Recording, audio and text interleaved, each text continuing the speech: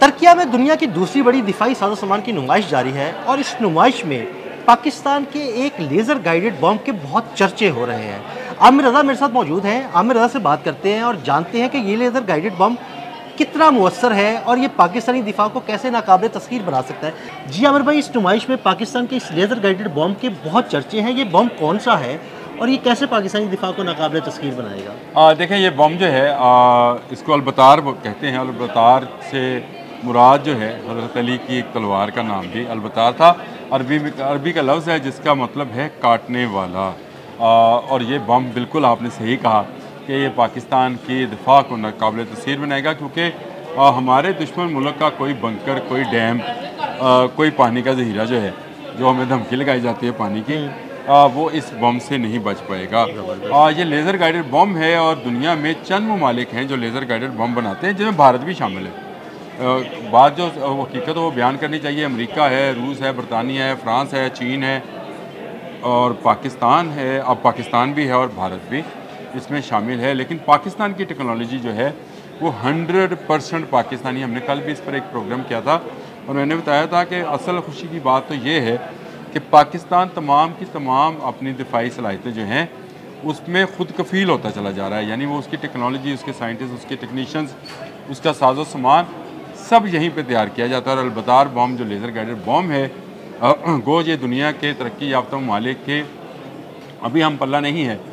किसके हम पल्ला है वो मैं आपको बता देता हूँ। भारत से ये बेहतर टेक्नोलॉजी है। भारत का जो बम है, सुदर्शन उसको बोलते हैं, वो मौजूद है और वो भारत बड़े अरसे से उस लेज़र गाइडेड बम पर काम कर रहा है और उसको अपने जहाज़ों के साथ इंटीग्रेटेड कर रहा था। लेकिन पाकिस्तान ने उससे बेहतर टेक्नोलॉजी और बेहतर वज़न के साथ, यानी वो 120 किलोग्राम अगर उसमें बारूद जो है भरा जा सकता है, तो पाकिस्तान वाला जो है वो 250 किलोग्राम का। ज़बरदस्त। जितना ज़्यादा बारूद होगा उतना ज़्यादा जो है उसकी नीचे तक मार होगी। अभी आपने जब हालिया ईरान इसराइल वॉर में थी तो आपने B-52 से जो बम गिराया गया था, वज़न के हिसाब से ही वो पूरे बंकर के अंदर जाके पड़ता है।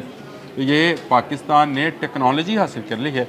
अब इसमें पाकिस्तान ने एक्सीड करना है। पाकिस्तान ने, आपने सही कहा, तुर्की में होने वाली जो नुमाइश है उसमें उस बम को पहली मरतबा रिवील किया है। पहली दफ़ा उसको दुनिया के सामने पेश किया है और बताया है कि हमने ये टेक्नोलॉजी हासिल कर ली है।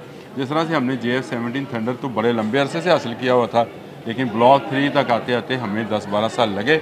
पाकिस्तान मुस्तकबिल में इस बम को मज़ीद डेवलप करने जा रहा है, जिसके बाद आपका या इसराइल होगा, भारत होगा, कोई मुल्क जो है वो इस बम की और उसका बंकर, उसका डैम, उसकी कोई दफाई नवीयत की चीज़ जो है इससे बच नहीं पाएगी। ये एक इस तरह के बम जो हैं अमेरिका भी बनाता है। अमेरिका में इसको JBU-12 कहते हैं, रूस में काप 500L बोला जाता है, चीन इसको LT-2 कहता है और पाकिस्तान में इसको अलबतार के नाम से बनाया जाता है। अलबतार एक और बम भी है, ईरान बनाता है जी। सही।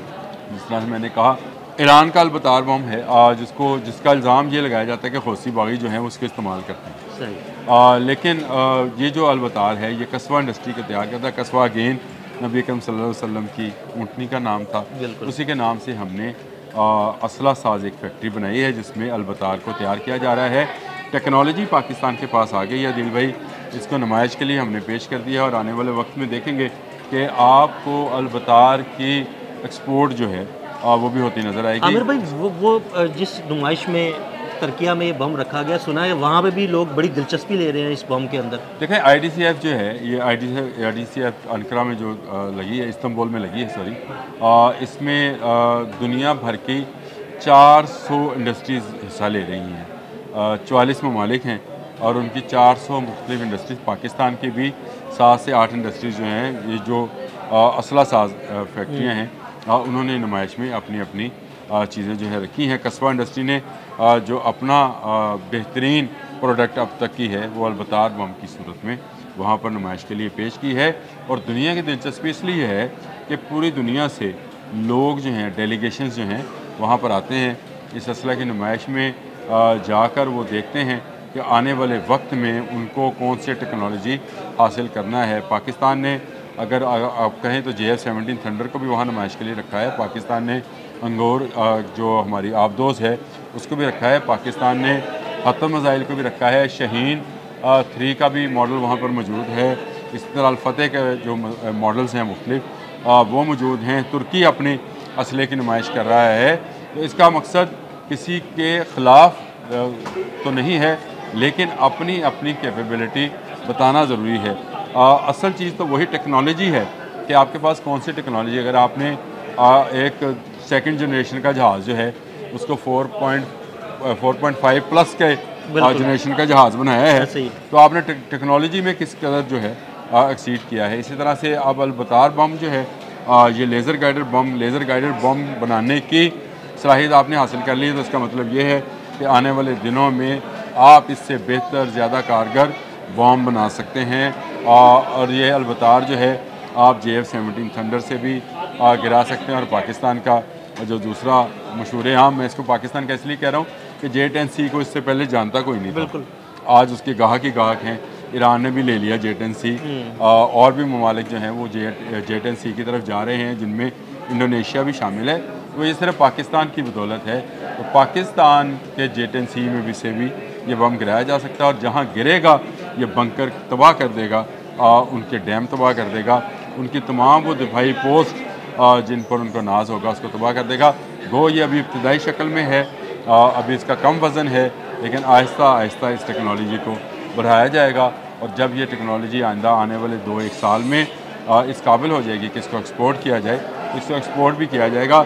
लेकिन नुमाइश में अल-बतार का आना दुनिया भर के लिए बड़ा हैरानकुन था कि पाकिस्तान ने खामोशी के साथ जो है लेज़र गाइडेड बम जो हैं जिनकी एक्यूरेसी ऐसी होती है कि आप पिन रखें तो पिन के ऊपर आकर गिरेगा। लेज़र गाइडेड का मतलब ही यही है। वो बम हासिल कर लिया है।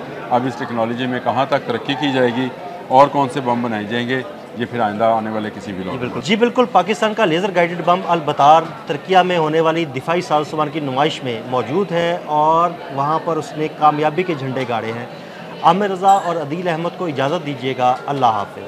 देखें, ये बम जो है इसको अल-बतार कहते हैं। अल-बतार से मुराद जो है हज़रत अली की एक तलवार का नाम भी अल-बतार था। बात जो हकीकत वो बयान करनी चाहिए। अमेरिका है, रूस है, बरतानिया है, फ्रांस है, चीन है और पाकिस्तान है। अब पाकिस्तान भी है और भारत भी इसमें शामिल है। लेकिन पाकिस्तान की टेक्नोलॉजी जो है वो 100% पाकिस्तान, जितना ज़्यादा बरूद होगा उतना ज़्यादा जो है उसकी नीचे तक मार होगी। अभी आपने तो इसका मकसद किसी के ख़िलाफ़ तो नहीं है, लेकिन अपनी अपनी कैपेबिलिटी बताना ज़रूरी है। अब अल-बतार बम जो है ये लेज़र गाइडेड बम बनाने की सलाहियत आपने हासिल कर ली है। तो इसका मतलब ये है कि आने वाले दिनों में आप इससे बेहतर, ज़्यादा कारगर बम बना सकते हैं।